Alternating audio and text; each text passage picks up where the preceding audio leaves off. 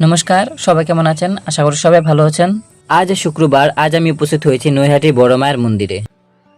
বড় মায়ের মন্দিরটি নৈহাটি স্টেশনের পাশে বলে শনিবার ও মঙ্গলবারে অনেক ভিড় হয়।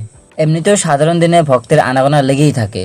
এই কদিন ধরে খুব জোরে বৃষ্টি হচ্ছে চতুর্দিকে। তাহলে সবাই চলুন একসাথে মায়ের মন্দিরে প্রবেশ করি।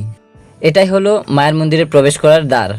এই ব্যারিকেডের মধ্যে যার যার মনের আশা আছে তারা সবাই এই ধাগাগুলো এখানে বেঁধে রেখে গেছে। যারা হাওড়া হয়ে মায়ের মন্দিরে আসতে চাও তারা চুচুড়া স্টেশনে নামতে হবে। এটাই হলো বড় মায়ের বিগ্রহ। দেখতে পাচ্ছ কত সুন্দর, সবকিছু কিন্তু গয়না, সব সোনার।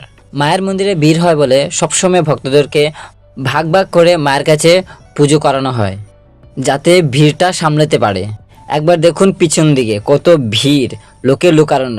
আপনারা সবাই দেখতে পাচ্ছ কিছু ভক্ত মায়ের কাছে আছে আর কিছু ভক্ত একটু দূরে আছে। আমি আমার ডালা পুরোহিত মশাইকে দিয়ে দিয়েছি, পুজো করে আমাকে দিয়ে দেবে। দেখতে পাচ্ছ মাকে কত সুন্দর লাগছে। পুজো করে চলে আসলাম মায়ের ভোগ খেতে।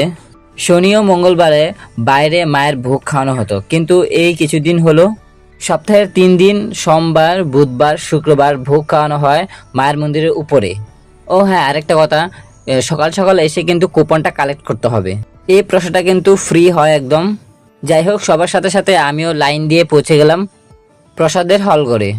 হলঘরটা কিন্তু এত সুন্দর করে সাজানো হয়েছে। আপনারা যদি ওই ওয়ালের দিকে একটু নজর করেন, সেখানে অনেক ট্রফি আছে। ভক্তরাও বসে গেছে যার যার স্থানে, আমিও বসে আছি।